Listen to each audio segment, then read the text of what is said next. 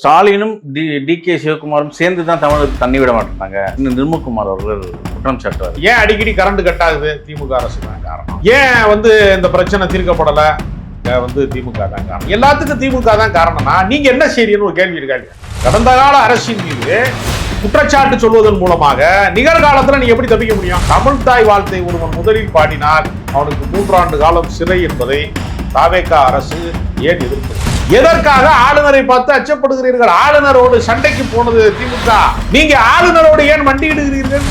ஜெயலலிதாவை விட மோசமான அரசாங்கமா இருக்கும் போல. ஜெயலலிதாவாவது சட்டப்பேரவை கட்டடத்தை ஆஸ்பத்திரியா மாத்தினாங்க. அதை இல்லாம செய்யல. இவர் வள்ளலார் சர்வதேச மையத்தை இல்லாமல் செய்கிறார். மக்களுடைய வாழ்வாதார பிரச்சனைக்கு மக்கள் பிரதிநிதிகள் தான் நாங்க பேசணும். சினிமாக்காரன் பேசி நாடு நாசமா போச்சு. அதுதானே பேசிட்டு இருக்கு. மறுபடியும் சினிமாக்காரன் அப்புறம் தனுசு வர்றாரு, அப்புறம் ஒவ்வொருத்தரா சிவகார்த்திகேயன் வர்றாரு, ஒவ்வொரு ஆளா வர்றாங்கன்னா அந்த நாடு நாசமா போயிடாதா?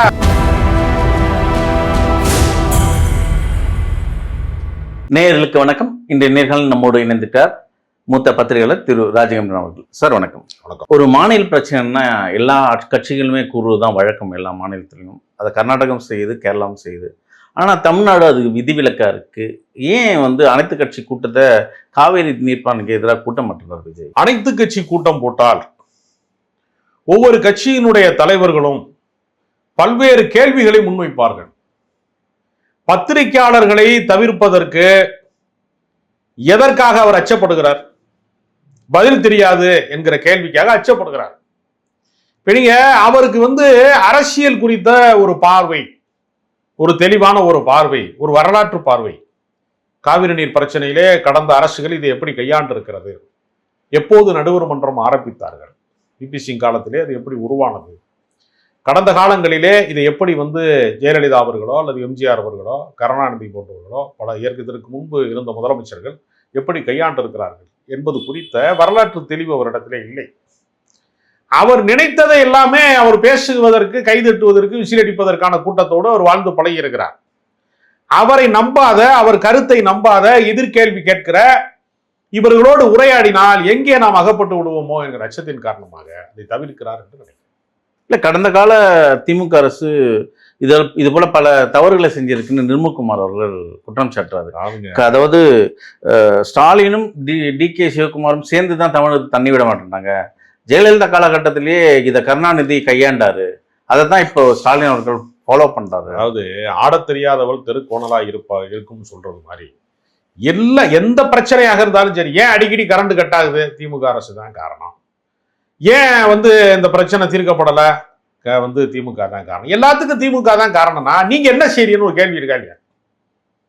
கடந்த கால அரசின் மீது குற்றச்சாட்டு சொல்வதன் மூலமாக நிகழ்காலத்துல நீங்க எப்படி தப்பிக்க முடியும்? இதுக்கு முன்னாடி இருந்தவங்க சரியில்லை, சரியில்லை, இப்பதான் நீங்க எல்லாம் சரி செய்ய வேண்டியன. இதெல்லாம் ஒரு பேச்சாது. உங்களுக்கு நிர்வாக திறன் இல்லை, உங்களுக்கு இதை எப்படி கையாள வேண்டும் என்கிற அறிவு இல்லைன்னு தான் அது காட்டுது. நீங்க யோசிச்சு பாருங்க. நீங்க காவிரிக்கான அந்த காலகட்டம் முடிந்து விட்டது. அந்த காவிரி டெல்டா விவசாயத்திற்கான அந்த காலகட்டம் என்பது நீர்வரத்து இல்லாதனால மிகப்பெரிய பாதிப்புக்குள்ளா இருக்கிறதே. பாதிப்புக்குள்ளான விவசாயிகளை போய் நீங்க பாத்தீங்களா? எதுக்காக திமுக தஞ்சாவூர்ல போய் அந்த ஆர்ப்பாட்டத்தை நடத்துகிறது? விவசாயிகள் அங்கே இருக்கிறாங்க. அந்த ஆர்ப்பாட்டத்தை சென்னையில் நடத்த முடியாதா? நீங்கள் தஞ்சாவூரிலே பாதிக்கப்பட்டிருக்கக்கூடிய டெல்டா விவசாயிகளை நேரில் சந்தித்தார் முதலமைச்சர். அங்கு அந்த பயிர்கள் எல்லாம் விதைக்கப்பட்டிருக்கிறதா, கருகி கிடக்கிறதா, நீர் பாய்ச்சாதனால என்ன நிலைமை இருக்கிறது என்பதை அவர் போய் ஆய்வு செய்யணும்ல. அதை விட்டு ஒரு மெட்ரோ ஆய்வு செய்யறாருன்னா, மெட்ரோ என்ன செய்யறாரு ஆய்வு? எதுக்காக செய்யறதா? யாருக்கு பாதிப்பு இருக்கிறதோ அங்கேதான் போய் பார்க்கணும். அந்த அணுகுமுறையை அவர்கிட்ட இல்லையே. ஏன் இந்த தமிழ்நாட்டு அரசாங்கம் ரகசியங்களை காப்புறாங்க? ஏதாவது ஒரு அரசாங்க கூப்பிடுனா அது ரகசியமா வச்சிருக்கிறாங்க. இப்போ காவிரி மேலாண்மை கட்டி தலைமைச் செயலர் கடிதம்லாம் எழுதினா கர்நாடகாவுக்கு, இவங்க தான் நாங்க வரோம் அப்படின்னு சொல்லியிருக்காங்க. அதனாலதான் டி.கே. சிவகுமார் அழைப்பு விடுத்தாரு. சரி வாங்க அப்படின்னு கூப்பிடுறாரு. ஆனா அது ரகசியமா பாக்குறாங்க. அது வெளியே வரும்போது ஏதாவது விஷயத்த கசிய வர்றாங்க. இது போல பல நிகழ்வுகளை செய்யறாங்க. இல்லை, அதாவது எப்படின்னா, அவர்களுக்கு ஒரு விஷயம் நடக்காத வரைக்கும் அதை வெளிப்படுத்தக்கூடாது என்கிற ஒரு மனநிலை விஜயிடம் இயல்பாகவே இருக்கிறது. அரசியலுக்கும் சினிமாவுக்குள்ள வித்தியாசம் இருக்கு. இப்ப சினிமாவில் என்ன செய்வாங்கன்னா, என்ன கெட்டப் போடுறோம், அவர் என்ன மாதிரி ஹேர் ஸ்டைல் பண்ணியிருக்கிறாரு, எங்கே ஷூட்டிங் நடக்குது, இதையெல்லாம் மறைவாக வச்சிருப்பாங்க, வெளிப்படுத்த மாட்டாங்க. ஏன்னா இந்த இடத்துல ஷூட்டிங் நடக்குதுன்னா இங்க கூட்டம் வந்துடும், இந்த ஹேர் ஸ்டைல்ல இருக்கிறாரு அப்படின்னா அந்த கெட்டப்பு வெளியில வந்துடும், படம் பார்ப்பவனுக்கு பரவசத்தை தராது அப்படிங்கிறதுனால என்ன செய்வாங்கன்னா எல்லாவற்றையும் ரகசியம் மெயின்டைன் பண்ணுவாங்க. ஆனா அரசியல் அப்படி கிடையாது. அரசியல்ல ஒவ்வொரு பிரச்சனையும் பகிரங்கமாக நாங்கள் என்ன நிலைப்பாட்டை எடுக்கிறோம் அப்படின்னு யோசிச்சு பார்த்தீங்கன்னா, நம்ம பேசிக் கொண்டிருக்கிற அந்த நேரத்துல திருப்பரங்குன்றத்திலே தீபம் ஏற்றுவதற்கு ஏற்கனவே நீதிமன்றம் தீர்ப்பு வழங்கியது இல்லையா, அந்த தீர்ப்பை நடைமுறைப்படுத்துவதற்கான ஒரு சூழல் இங்கே வந்து விட்டது. இப்ப இந்த அரசு தமிழ்தாய் வாழ்த்தை யாரு முதலில் பாடினால் அவனுக்கு 3 ஆண்டு காலம் சிறை தண்டனை சொல்லிட்டான். 3வது இடத்திலே தான் பாடணுங்கிறான் தமிழ்தாய் வாழ்த்தை. முதலிடத்திலே நீ பாடக்கூடாதுங்கிறான். வந்தே மாதரம் பாடுங்கிறான், தேசிய கீதம் பாடுங்கிறான். தமிழ்தாய் வாழ்த்தை ஒருவன் முதலில் பாடினால் அவனுக்கு 3 ஆண்டு காலம் சிறை என்பதை தாவேகா அரசு ஏன் எதிர்க்கவில்லை? எதற்காக ஆளுநரை பார்த்து அச்சப்படுகிறீர்கள்? ஆளுநரோடு சண்டைக்கு போனது திமுக, அவரோடு சட்ட போராட்டம் நடத்தியது திமுக. நீங்க ஆளுநரோடு ஏன் மண்டியிடுகிறீர்கள்? பாஜக போடுகிற சதி வலைக்குள்ள ஏன் சிக்குகிறீர்கள்? பல்கலைக்கழகத்திற்கு வேந்தராக முதலமைச்சரே இருக்கலாம் என்கிற முறையை ஏன் மாற்றினீர்கள்? சிபிஎஸ்இ ஸ்கூலுக்கு எதற்காக அடிக்கடி அனுமதி கொடுக்கிறீர்கள்? அதன் வழியாக மும்மொழி கொள்கையை திணிப்பதற்கு ஏன் அதற்கான ஏற்பாட்டை செய்கிறீர்கள்? ஒரு பிரச்சனைக்கும் உங்களுக்கு தீர்வும் தெரியவில்லை. ஒரு புது தியரியை கண்டுபிடிக்கிறாரா விஜய் அவர்கள்? அதாவதுங்க, ஏற்கனவே இருக்கிறத வச்சு காப்பாற்ற வக்கில்லாம தான் இந்த அரசாங்கம் இருக்கு. புது தியரிக்கு அவருக்கு அவ்வளவு அறிவே இல்லையே. அறிவு பற்றாக்குறை தான் இப்ப இருக்க பிரச்சனை. யார் வேண்டுமானாலும் முதலமைச்சராகலாம், அமைச்சராகலாம். அதற்கான நிர்வாக அறிவு இல்லையே. இல்ல, கடந்த கால அறிவுசார் பற்றாக்குறை தான் இப்ப பிரச்சனையா இருக்கு. மூடர்களின் கூடமாகி விட்டது இப்ப இருக்க அரசாங்கம். எந்த பிரச்சனை எப்படி நான் என்ன சட்ட போராட்டம் நடத்த வேண்டிய நேரத்துல, நடுவர் மன்றத்தின் தீர்ப்பை அமல்படுத்த வேண்டிய நேரத்துல பேச்சுவார்த்தைக்கு போனா பேச்சுவார்த்தையை காரணம் காட்டி அவர்கள் இதையெல்லாம் இது செய்வாங்களா இல்லையா? தள்ளி வைப்பார்களா இல்லையா? அப்ப எதை எப்படி அணுக வேண்டும்? அதுக்கு தானே சர்வ கட்சி கூட்டம் போடணுங்கிறோம், அனைத்து கட்சி கூட்டம் போடணுங்கிறோம். ஒரு கிருஷ்ணசாமி புதிய தமிழக கட்சியை சேர்ந்தவர் அனைத்து கட்சி கூட்டம் போடுறாரு. அவர் இப்போது சட்டமன்ற உறுப்பினர் இல்லை, அவர் நாடாளுமன்ற உறுப்பினர் இல்லை. அவர் தமிழ்நாட்டிலே போராடக்கூடிய தலைவர்கள் அனைவரையும் ஒரு குடை என்கிற ஒன்று சேர்க்கிறாரு. தமிழக வாழ்வுரிமை கட்சி தலைவர் பண்ருட்டி வேல்முருகனை அழைக்கிறாரு, சீமான் அவர்களை அழைக்கிறாரு, எத்தனையோ கட்சி தலைவர்களை அழைக்கிறாரு, பேச்சுவார்த்தை நடத்துறாருல. அப்போ ஒரு கிருஷ்ணசாமிக்கு இருக்கக்கூடிய அரசியல் தெளிவும் அரசியல் பார்வையும் ஆளுகிற அதிகாரத்திலே இருக்கிற உங்களுக்கு ஏன் இல்லாமல் போனது என்பதுதான் நம்முடைய கேள்வியாக இருக்கு. இந்த மாநில பண்புகளை மீறுறதா? அதாவது கடந்த காலத்துல திராவிட கழகங்களான அதிமுகவும் சரி திமுகவும் சரி மாநிலத்துக்கு சார்ந்த அந்த சுயமரியாதை விட்டு கொடுக்காதுல. குறிப்பா பாஜகவோடு எவ்வளவுதான் பயணிச்சாலும் அதிமுக, ஆனா கீழே எந்த இடத்துல எதிர்ப்புகள் வருமோ அதெல்லாம் எதிர்த்தாங்க. ஆனா அதை விஜய் சமரசம் செய்யறாரா பாஜக? அதுல என்ன சந்தேகம் உங்களுக்கு? நீங்க உயர்கல்வியில மருத்துவத்தினுடைய மேற்படிப்புல தமிழ்நாட்டுக்கு கிடைக்க வேண்டிய 151 இடங்கள் ஒன்றிய அரசிடம் நான் பறி கொடுத்து விட்டோம். ஏற்கனவே 457 இடங்களாக இருந்தது. நீட் தேர்வு வந்ததற்கு பின்பு, அது நடைமுறைக்கு வந்ததற்கு பின்பு 50% அது மாறியது. ஏற்கனவே உச்ச நீதிமன்றத்திலே வழக்கு போட்டு அந்த உரிமையை பெற்றிருக்கிறார்கள். அந்த 50% கணக்கிலே கூட 151 சீட்டு நமக்கு தான் வரணும். அதை நீ மத்திய அரசாங்கம் சார்ந்தவர்களுக்கு, பிற மாநிலத்தவர்களுக்கு அந்த வாய்ப்பு போயிருச்சு. அப்ப நம்முடைய உரிமையை தொடர்ந்து நம்ம இழந்து கொண்டே இருக்கிறோம். உரிமையை தொடர்ந்து இழந்து கொண்டே இருப்பதற்கு அதைத்தான் இன்னைக்கு நேற்று மீட்டிங்ல பேசும்போது சீமான் சொல்றாரு, இது ரூல்ஸ் படி நடக்கிற ஆட்சி இல்லை, ரீல்ஸ் படி நடக்கிற ஆட்சின்னு சீமானே சொல்றாரு. நீங்க யோசிச்சு பாருங்களேன், அமைச்சர்கள்லாம் பார்த்தீங்கன்னா விஜய் பார்த்திபன், விஜய் பாலாஜி, கில்லி சரத்குமார், இதெல்லாம் அமைச்சர்கள். தமிழ்நாட்டினுடைய ஒரு மிகப்பெரிய தவ பயனாக சினிமா தியேட்டர்ல இருந்து ரசிகர் மன்றத்துக்கு கட் அவுட்டுக்கு பாலாபிஷேகம் செய்தவர்கள் எல்லாம் இந்த நாட்டிலே அமைச்சர்கள் ஆகிவிட்டார்கள். அவர்கள் அந்த பொறுப்புக்கு வந்ததற்கு பின்பாவது கற்றுக்கொள்கிறார்களா, கண்ணியமாக நடந்து கொள்கிறார்களான்னு பார்த்தா பல்வேறு பிரச்சனைகள் எங்கு போனாலும். இப்ப நீங்க நேற்று ஈரோட்டை சேர்ந்த ஒரு தொழிலதிபர் என்னை சந்தித்தார். அவரு சொல்றாரு, எங்க ஊருக்கு ஒரு பஸ் ஸ்டாண்டு வேணும், ரொம்ப நெரிசலாகி கொண்டே இருக்கிறது, லட்சக்கணக்கான பேர் பெருகிட்டான், 1.5 லட்சம் பேர் இருந்த இடத்துல 6.5 லட்சம் பேர் இருக்கான், அதனால ஒரு பேருந்து நிலையம் வேணும். அது மாதிரி பைபாஸ் புறவழிச்சாலை நகரத்தை இணைப்பதற்கு ஒரு புறவழிச்சாலை ஒன்று அமைக்கணும். இதற்கெல்லாம் நாங்கள் திட்டம் போட்டு சென்ற அரசாங்கத்திட்ட கொடுத்தோம். அவங்க எல்லாத்தையுமே ஓகே பண்ணிட்டாங்க. இந்த அரசாங்கம் அதை இழுத்து மூடிடுச்சு. யார் சொல்றா? அந்த ஊரினுடைய நலம் விரும்பக்கூடியவர் சொல்றாரு. ஊழிரும் ஈரோடு என்று ஒரு அமைப்பு நடத்துறாங்க. அவங்க அந்த ஊர் சம்பந்தப்பட்டவர்களுக்கு உதவக்கூடியவர்கள். அந்த திட்டம் கைவிடப்பட்டு விட்டது என்று அவர் சொல்றாரு. அதே மாதிரி பாருங்க, வள்ளலார் சர்வதேச மையம் 100 கோடி திட்டம் நாசமா போச்சு. இன்றைக்கு பல பேர் அதற்கு நீங்க காங்கிரஸ் கட்சியினுடைய முன்னாள் தலைவர் கே.எஸ். அழகிரி இன்றைக்கு அறிக்கை விட்டுருக்கிறாரு. கே.எஸ். அழகிரி சொல்றாரு, எதற்காக அதை காலி பண்ற? யோசிச்சு பாருங்க.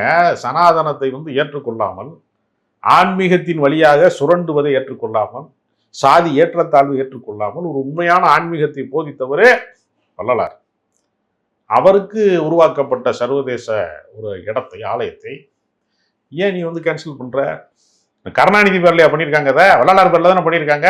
உனக்கு கருணாநிதி பேர் தானே கசக்குது, திமுக காரன் பேர் தானே கசக்குது. வள்ளலார் என்ன திமுக உறுப்பினரா? அவர் 200 வருஷத்துக்கு முன்னாடி வாழ்ந்தாரு. அதுவாது தெரியுமா தெரியலையான்னு தெரியல. சினிமா பாடலாசிரியரான்னு கெட்டுவாங்களோன்னு பயமா இருக்கு. வைரமுத்து மாதிரி ஒரு ஆளை பாட்டு எழுதுற ஆளான்னு கெட்டுவாங்களோன்னு பயமா இருக்கு. எதற்காக நீங்கள் சர்வதேச மையத்தை இல்லாமல் செய்கிறீர்கள்? நீங்க ராமருக்கு அவன் மிகப்பெரிய ஆலயத்தை கட்டுறான் அயோத்தியில. அவன் ஒரு ஆன்மீகத்தை ஒருங்கிணைப்பதற்காக செய்யறான். அவன் சனாதனத்தை வளர்ப்பதற்கு அவன் அத்தனை கோடி செலவு செய்கிற போது, சமத்துவத்தின் பேரால் ஒரு ஆன்மீகத்தை உருவாக்கி ஒரு சர்வதேச மையத்தை உருவாக்கினா அங்கு பல முதியோர் இல்லங்கள் வரும், அன்னதானம் நடக்கும், அது சுற்றுலா தலமாக மாறும், அந்த பகுதி சார்ந்தவர்களுக்கு அது மூலமாக பல வேலை வாய்ப்புகள் கூட கிடைக்கும். எதுக்காக கேன்சல் பண்றீங்க? அந்த அரசாங்கம் கொண்டு வந்துச்சுங்கிறதுக்காகவே எல்லாத்தையும் எப்படி கேன்சல் பண்ண முடியும்? இது எப்படி நியாயமா இருக்க முடியும்? இப்ப திமுக போட்ட ரோடு அதெல்லாம் நான் பயணிக்க மாட்டேன் அப்படின்னு சொல்லி என்ன சுரங்கப்பாதை வச்சு போவீங்களாட்டியுமே? திமுக போட்ட மேம்பாலத்துல நான் என் காரு போகாது அப்படின்னு சொல்லிட்டு மேம்பாலத்தை விட்டு இறங்கிடுவீங்களா? என்ன ஏதாவது ஒரு அர்த்தம் பொருத்தம் இருக்கிறதா? ஜெயலலிதாவை விட மோசமான அரசாங்கமா இருக்கும் போல இருக்கு. ஜெயலலிதாவாவது சட்டப்பேரவை கட்டடத்தை ஆஸ்பத்திரியா மாத்தினாங்க, அதை இல்லாம செய்யல. இவரை வள்ளலார் சர்வதேச மையத்தை இல்லாமல் செய்கிறார். பேருந்து நிலையத்தினுடைய திட்டம் கேன்சல் செய்யப்படுகிறது. சாமானியர்களுக்கு உதவக்கூடிய ஒரு அரசாங்கம் எதுக்குங்க? எல்லாம் அவன் உழைச்சி சாப்பிட்றாங்க. எதுக்கு அரசாங்கம்? பொதுத்துறை நிறுவனங்களையும், பொது கட்டமைப்புகளையும், சாலை வசதிகளையும், மருத்துவ கட்டமைப்புகளையும் பாதுகாக்கத்தானங்க அரசாங்கம். ஒரு அரசாங்க ஆஸ்பத்திரின்னு ஒன்று இருந்தா தானே ஏழை எளியவர்கள் வைத்தியம் பார்க்க முடியும்.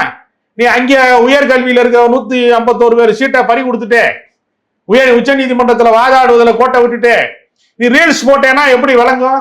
கவர்மெண்ட் விளங்குமா? முதல்ல உருப்படுமா? அதுதான் இங்க ரீல்ஸ் ஆட்சி அப்படின்ற ஒரு விமர்சனம் தொடர்ந்து வந்துட்டே இருக்கு. ஆனா நீங்க உங்களுக்கு நல்லா நினைவு இருக்கும், முதலமைச்சர் விஜயோட முதல் பேச்சு இங்க ஒரு பவர் சென்டர் தான் அப்படின்ற ஒரு வார்த்தையை முன் வச்சாரு. ஏன்னா கடந்த காலகட்டத்துல அதுக்கு எல்லா அமைச்சர்களும் வாய்த்திருந்து எல்லா பத்திரிகைகளுக்கும் பதில் சொன்னாங்க.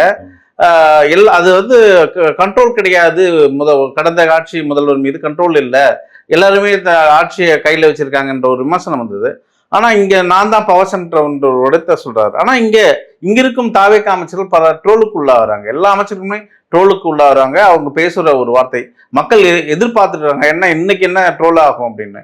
இன்னைக்கு அப்படிதான் தூத்துக்குடி துறைமுகம், அந்த கப்பல் கட்டும் துறைமுகம், மக்கள் அங்க போராடுறாங்க. ஸ்ரீநாத் அவர்கள், அமைச்சர் ஸ்ரீநாத் அவர்களிடம் பத்திரிகையாளர் கேள்வி கேட்கிறாரு, ஏன் மக்கள் அங்கே போராட்டம் பண்ணுறாங்க, அவங்களுக்கான நிவாரணத்தை கேட்க வேண்டியது தானே அப்படின்னா, இது கோவில்பட்டி, நான் தூத்துக்குடி இருக்கும்போது அந்த கேள்வி கேளுங்க, நான் கோவில்பட்டியில் இருக்கேன், அந்த கேள்விக்கு இங்கே பதில் சொல்ல முடியாதுன்றார். அது எப்படி பார்க்குறீங்க? இது நியாயமான விஷயம் தானே? கோவில்பட்டியோட நகர்மன்ற தலைவர் அவரு. அப்போ அது உண்மை தானே? பவர் சென்டர் விஜய் கிட்ட தான் இருக்கா? யார் எந்த அமைச்சருமே பதில் சொல்ல மாட்டாங்க. அதாவதுங்க, அவருக்கு தொகுதியோட எல்லையே தெரியாதுங்க. நீர்வளத்துறை அமைச்சர் ஓடுறாங்க. அவருக்கு ஸ்ரீநாத் என்று சொல்லக்கூடியவருக்கு அவர் தொகுதி எதுன்னே தெரியல. அவர் போய் வேற தொகுதியில அனிதா ராதாகிருஷ்ணன் தொகுதியில போய் எனக்கு ஓட்டு போட்டதுக்கு நன்றின்னு சொல்லியிருக்காரு. இல்லப்பா இங்க திமுக ஜெயிச்சிருக்குப்பா, இது ஓ ஏரியா இல்லப்பான்னு சொல்லி திருப்பி அனுப்பிட்டு இருக்காங்க. எதுவுமே தெரியலைங்க. செக்கு எது ஜவனி எதுன்னு தெரியல. துறை சம்பந்தப்பட்ட அறிவு இல்லை. என்ன செய்ய போறோம்னு தெரியல.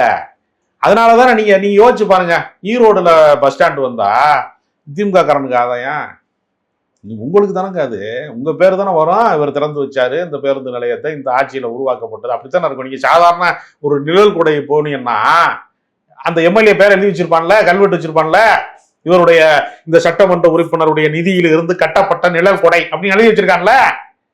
ஒண்ணுமே தெரியல. நீர்வளத்துறை அமைச்சருக்கு நீர்வளம்னா என்னன்னு தெரியல. அவனா சினிமா பிளாக் டிக்கெட் வித்தவங்க இந்த மாதிரி பல பிசினஸ் பண்ணாங்க. திடீர்னு நீங்க அமைச்சராக்கிட்டீங்கன்னா என்ன செய்யறதுன்னு தெரியல. அதனால முதலமைச்சருக்கும் தெரியல, அமைச்சர்களுக்கும் தெரியல, சட்டமன்ற உறுப்பினர்களுக்கும் தெரியல, என்ன செய்யறதுன்னு தெரியல அவங்களுக்கு. அதனால அவங்க அனைத்து கட்சி கூட்டம் போடுறதா, சர்வதேச மையத்தை வள்ளலார் மையத்தை மூடுவதா, திறப்பதா ஒண்ணுமே தெரியல. இதான் நடந்துட்டு. ஒரு இருண்ட காலத்தை நோக்கி இந்த ஆட்சி போய் கொண்டிருக்கிறது. முக்கியமா தமிழ்நாட்டு நடிகர்களுக்கு சுயமரியாதை இல்லை.